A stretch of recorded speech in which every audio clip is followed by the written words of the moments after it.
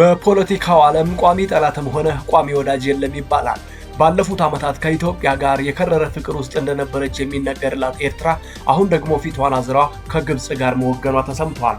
ሰላም እንደምን ቆይታችኋል የተከበራችሁ አድማጮቻችን፣ ይህ ኤግሎ ሚዲያ ኒውስ ነው። አብራችሁ እንድትቆዩ ጋብዛችኋለሁ። ግብጽ የኤርትራን ሉዓላዊነትና የግዛት አንድነት በጽኑ ትደግፋለች ሲሉ የግብፁ ፕሬዝዳንት አልሲሲ ተናገሩ። ግብጽ የኤርትራን ሉዓላዊነትና የግዛት አንድነት በጽኑ እንደምትደግፍ ፕሬዝዳንት አብዱል ፈታህ አልሲሲ ለቀናት ጉብኝት ካይሮ ለገቡት የኤርትራው ፕሬዝዳንት ገልጸውላቸዋል ተብሏል። ግብጽ በምታስመርቀው ግዙፍ ሙዚየም ስነ ስርዓት ላይ ለመታደም በሁለቱ የጋራ ጉዳዮች ላይ ለመምከርም ጭምር ካይሮ ለገቡት ፕሬዝዳንት ኢሳያስ አፈወርቄ አገራቸው የኤርትራ ደጋፊ መሆኗን በሲሲ እንደተገለጸላቸው ተሰምቷል። ከፕሬዝዳንቱ ጽህፈት ቤት የወጣው መግለጫ እንደሚያመለክተው ሁለቱ ፕሬዝዳንቶች ተገናኝተው በተወያዩበት ጊዜ አልሲሲ ግብጽ የኤርትራ ሉዓላዊነትና የግዛት አንድነት ለመደገፍ ቁርጠኛ መሆኗን አረጋግጠውላቸዋል ተብሏል። ይህ የፕሬዝዳንት አልሲሲ እና የፕሬዝዳንት ኢሳያስ ውይይት የተካሄደው ኢትዮጵያ ላለፉት ዓመታት ስታነሳው የነበረውን የባህር በር የማግኘት ጥያቄን በተመለከተ ጠቅላይ ሚኒስትር አብይ አህመድ በህዝብ ተወካዮች ምክር ቤት በዝርዝር ኤርትራን በመጥቀስ ከተናገሩ ከአንድ ቀን በኋላ ነው። የቀይ ባህር ጉዳይ ለኢትዮጵያ ህጋዊ፣ ታሪካዊ፣ መልክዓ ምድራዊ እንደዚሁም ኢኮኖሚያዊ መሆኑን የገለጹት ጠቅላይ ሚኒስትሩ ባለፉት 30 ዓመታት ኢትዮጵያ ያለ ባህር በር የቀረችበት ውሳኔ ተቀባይነት የሌለው በመሆኑ ሊስተካከል እንደሚገባው በአጽንኦት ከተናገሩ በኋላ ነበር። በኤርትራ በኩልም በኢትዮጵያ እየተነሳ ያለው ጥያቄ ሉዓላዊነቷን የሚጻረር በመሆኑ ተቀባይነት እንደሌለው በመግለጽ ስትቃወመው ቆይታለች። ቢሆንም ግን ጠቅላይ ሚኒስትር አብይ አህመድ በሀገሪቱ ምክር ቤት ባደረጉት ንግግር ኢትዮጵያ የባህር በር እንድታጣ የተደረገበት መንገድ ምንም አይነት ህጋዊ መሰረት የሌለውና በየትኛውም የሀገሪቱ ከፍተኛ የስልጣን አካል ወይም ደግሞ በህዝቡ ያልተወሰነ በመሆኑ በዚህ ንግግር ላይ መፍትሄ ሊገኝለት እንደሚገባ ገልጸዋል።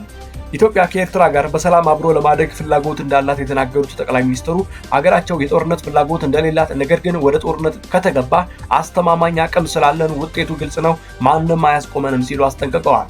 ጠቅላይ ሚኒስትር አብይ አህመድ ይህንን በኤርትራ ላይ የተነጣጠረውን ንግግር ካደረጉ ከአንድ ቀን በኋላ ወደ ካይሮ በማቅናት ከግብፁ ፕሬዝዳንት ጋር የተገናኙት ፕሬዝዳንት ኢሳያስ በተለያዩ ጉዳዮች ላይ መወያየታቸው ተነግሯል። ከኢትዮጵያ ጋር በታላቁ ህዳሴ ግድብ ምክንያት ለዓመታት በዘለቀው ውዝግብ ውስጥ የምትገኘው ግብጽ ሶማሊያን ጨምራ ባለፈው ዓመት ከኤርትራ ጋር የጋራ ግንባር መፍጠሯ ይታወሳል። የኢትዮጵያ የባህር በር ፍላጎትን ተከትሎ ከኢትዮጵያ በኩል ስጋት የተደቀነባት ኤርትራ ከፕሬዝዳንት አልሲሲ በኩል የድጋፍ ማረጋገጫ ያገኘች ሲሆን በአሁኑ ጉብኝትም ፕሬዝዳንቱ ይህንኑ እንዳረጋገጡላቸው የወጣው መግለጫ አመልክቷል። ሁለቱ መሪዎች በተጨማሪም በጦርነት እየታመሱ በሚገኙት በሱዳንና በሶማሊያ ጉዳይ ላይ የተወያዩ ሲሆን ዓለም አቀፍ ህግም በተለይም ደግሞ የቀጠናው ሀገራት ነፃነት፣ ሉዓላዊነትና የግዛት አንድነት እንዲከበር በውይይታቸው ላይ አጽንኦት መስጠታቸው ተገልጿል።